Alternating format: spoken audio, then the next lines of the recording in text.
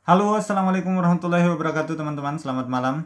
Ketemu lagi dengan channel Almahya dengan saya Andika. Teman-teman, pada kesempatan kali ini saya akan membacakan berita dari jpnn.com lagi, ya, di mana di sini mengangkat judul 5 poin keterangan Kepala BKN soal perubahan mekanisme seleksi P3K 2022.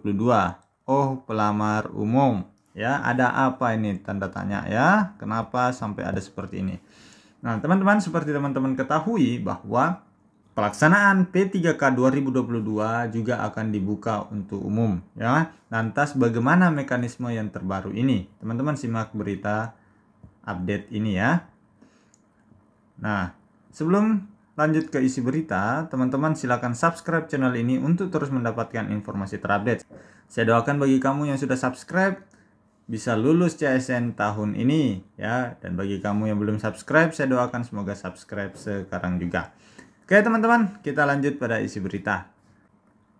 Nah, di sini diberitakan bahwa pelaksana tugas Kepala Badan Kepegawaian BKN Bima Harya Wibisana menjelaskan mengenai perubahan mekanisme seleksi P3K 2022.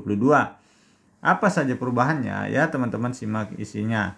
Berikut 5 poin penting penjelasan Bima Harya selaku Ketua Panitia Seleksi CASN 2022.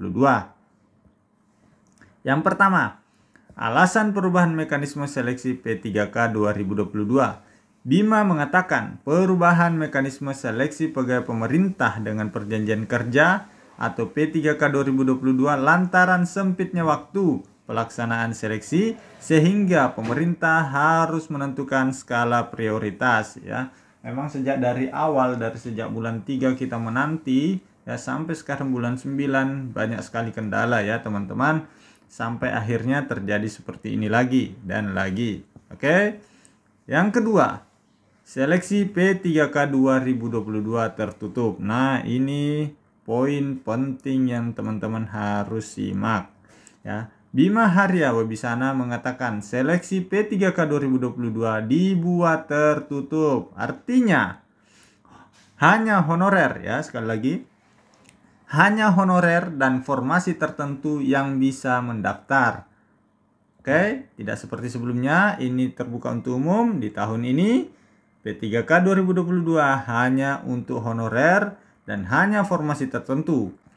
Tahun ini kami memprioritaskan dulu seleksi P3K untuk menyelesaikan honorer, terutama formasi guru dan tenaga kesehatan. Ya, ini yang selalu dibahas teman-teman. Selalunya dibahas adalah guru dan tenaga kesehatan, sedangkan yang lainnya itu bagaimana?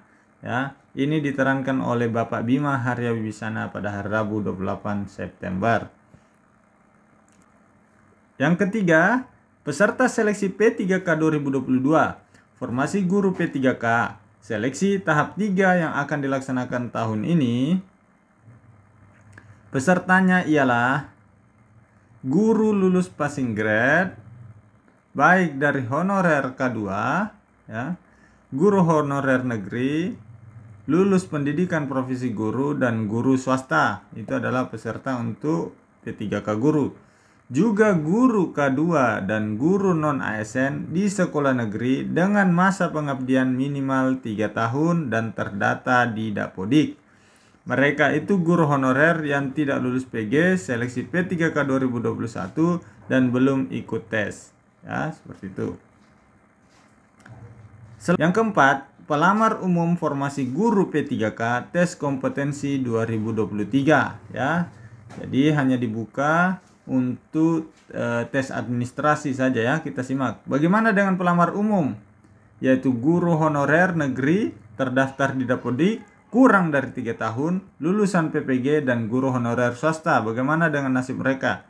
Bima Harya menyampaikan mereka akan dites kompetensi pada tahun 2023, bukan di tahun ini ya.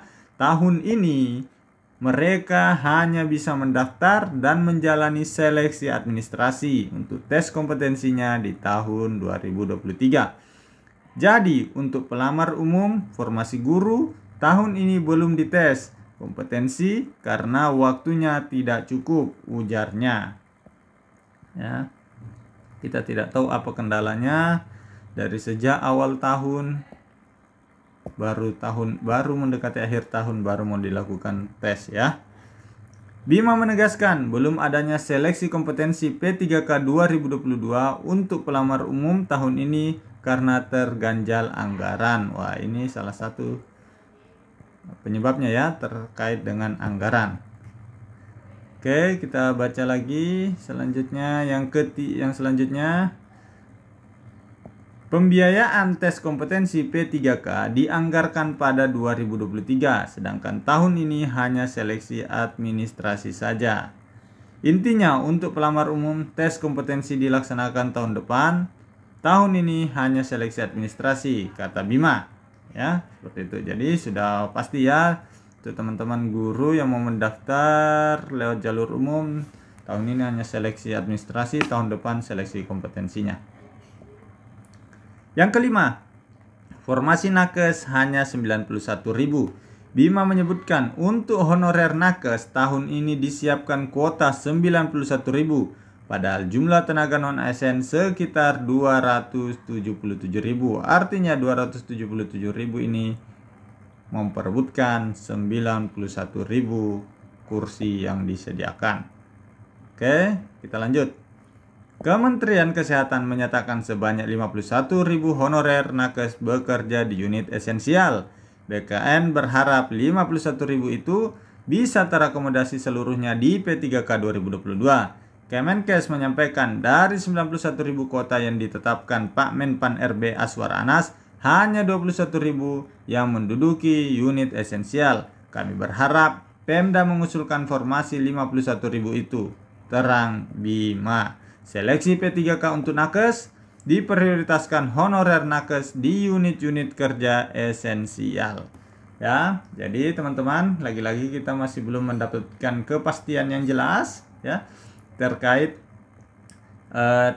tenaga teknis yang lainnya, bagaimana dengan mereka, apakah masih bisa mendaftar di tahun ini atau juga akan digeser di tahun 2023. Kita nantikan jadwalnya yang kemarin disebutkan tanggal 5 Oktober akan dibuka di SSC-ASN. Dari situ nanti kita bisa melihat apakah ada dibuka untuk umum atau tidak. Oke teman-teman, silakan subscribe channel ini sekarang juga.